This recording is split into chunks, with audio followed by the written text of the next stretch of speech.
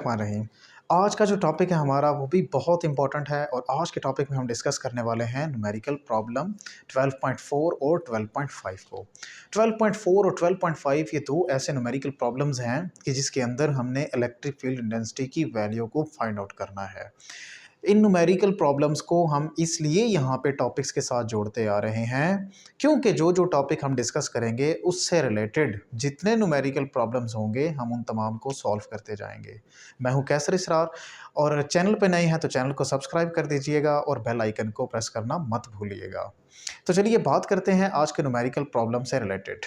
Numerical problem 4 जो है जिसके अंदर हमने क्या करना है, इलेक्ट्रिक फील्ड इंटेंसिटी की वैल्यू को फाइंड आउट करना है। बट यहाँ पे जो हमें चीज़ें गिवन है वो ज़रा देख लें। सबसे पहले हमें क्या दिया हुआ है, एक पोजीशन वेक्टर दिया हुआ है कि जिस पॉइंट के ऊपर हमने क्या करना है, इलेक्ट्रिक फील्ड इंटेंसिटी की वैल्यू को मालूम करना है। उसके अलावा एक चार्ज है और ये ओरिजिन पे मौजूद है। यहाँ इसको ओरिजिन पे रखा गया है बट हमने जो वैल्यू फाइंड आउट करनी है इलेक्ट्रिक फील्ड इंटेंसिटी की वो इस पॉइंट के ऊपर फाइंड करनी है जिसका पोजीशन वेक्टर हमें गिवन है। इलेक्ट्रिक फील्ड इंटेंसिटी को मालूम करना है तो कैसे करेंगे।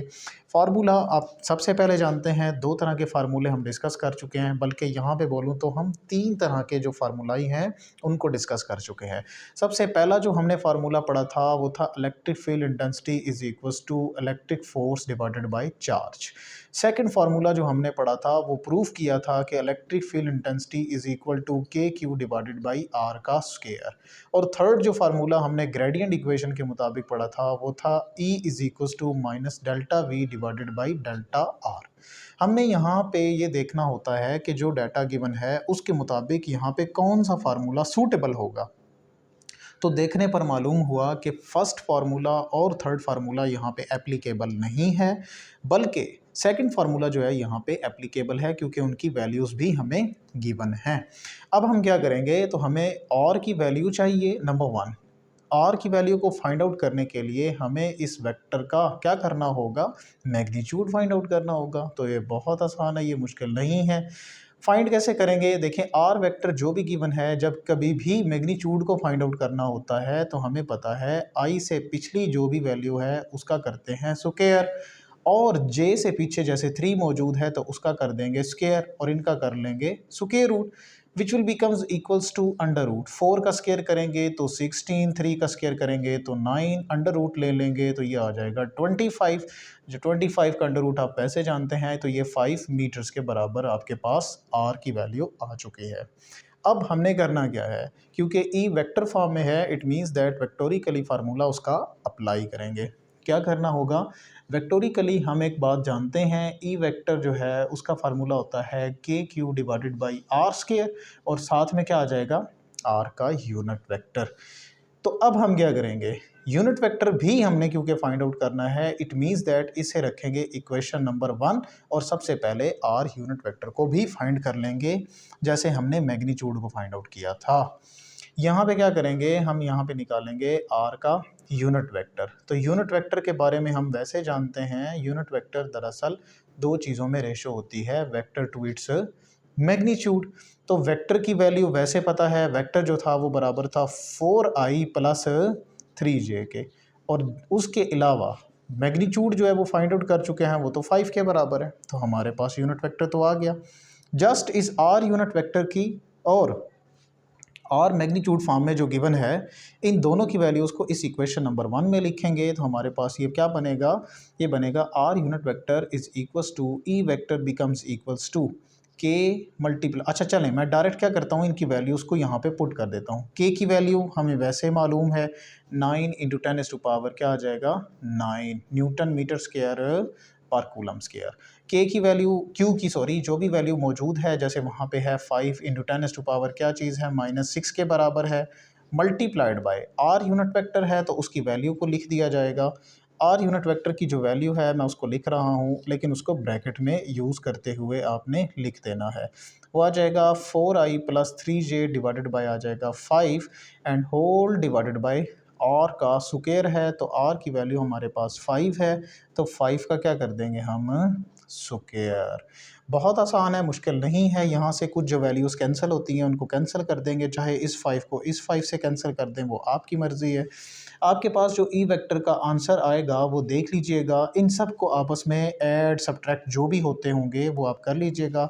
9 रह गया है तो यहाँ पे लिखेंगे 9। 10⁻⁴ जितनी भी हैं अगर हम इन दोनों को आपस में ऐड सब्ट्रैक्ट करते हैं तो मेरे पास जस्ट रह जाती है 10 की पावर, जैसे ये 9 है और -6 करते जाएंगे तो आपके पास बचेगा 3। और डिवीजन में क्या आ जाएगा, डिवीजन में 5 का स्क्वायर आ जाएगा 25 मल्टीप्लाइड बाय, आगे जो बच चुकी है वैल्यू वो है 4i + 3j।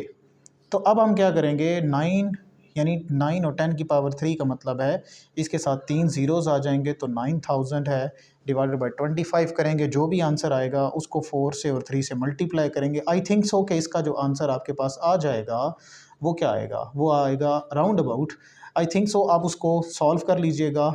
1441 शायद ये कि आई के बराबर होगा और इसी तरह +1080 इंटू जे के बराबर आ जाएगा। अब हमें पता है कि इलेक्ट्रिक फील्ड इंटेंसिटी जो है इसके 2 यूनिट्स क्योंकि हम डिस्कस कर चुके हैं।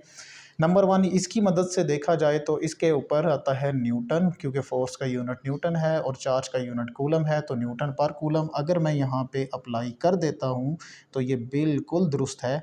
लास्ट लेक्चर में हम इस चीज़ को डिस्कस कर चुके थे। उसके अलावा अगर आप यहाँ पे वोल्ट पर मीटर लिख देते हैं तो सच ऐसा करने से भी इसके ऊपर कोई फ़र्क नहीं पड़ता।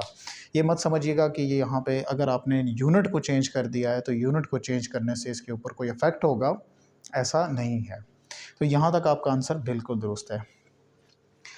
अच्छा, उसके बाद आई थिंक सो कि इसके अंदर 1440 होगा, बहरहाल ये चेक कर लीजिएगा, ये खुद से आपने देख लेना है। उसके बाद हम चले जाते हैं नेक्स्ट न्यूमेरिकल प्रॉब्लम की तरफ। अगला जो न्यूमेरिकल प्रॉब्लम है उसके अंदर हमें 2 तरह के चार्जेस गिवन है। फर्स्ट जो चार्ज है उसके ऊपर चार्ज की वैल्यू है -1 इंटू 10⁻⁻ है -6 यानी 1 माइक्रोकूलम। नेगेटिव साइन ये बताता है कि ये चार्ज ही दरअसल नेगेटिव मौजूद है। सेकंड जो चार्ज है हमारे पास वो है +4 इंटू 10⁻⁻6 यानी 4 माइक्रोकूलम के बराबर है। पॉजिटिव साइन का मतलब है कि ये चार्ज पॉजिटिव है। दोनों के दरमियान सेपरेशन 3 मीटर्स के बराबर है। आपने ज़ीरो फील्ड लोकेशन बताना है, यानी ये बताना है कि जो ज़ीरो फील्ड लोकेशन या न्यूट्रल जोन क्रिएट होगा वो कहाँ होगा। इस चीज़ को सॉल्व करने से पहले हम क्या कर लेते हैं, इसकी एक छोटी सी डायग्राम बना लेते हैं। सोल्यूशन के अंदर ही आपने एक डायग्राम बना लेनी है। लेट अस अज्यूम दैट हम ये कहते हैं कि ये मेरे पास चार्ज है, फर्स्ट चार्ज, और इसके ऊपर चार्ज की जो वैल्यू है वो है -1। चले मैं इसको यूँ लिख देता हूँ माइक्रोकूलम, क्योंकि आपको पता है माइक्रो 10⁻⁻6 के बराबर है। और दूसरा जो चार्ज है जिसको मैं यहाँ पे रिप्रेजेंट कर देता हूँ, इसके ऊपर चार्ज का जो मैग्नीट्यूड है वो Q2 कितना है, +4 माइक्रोकूलम।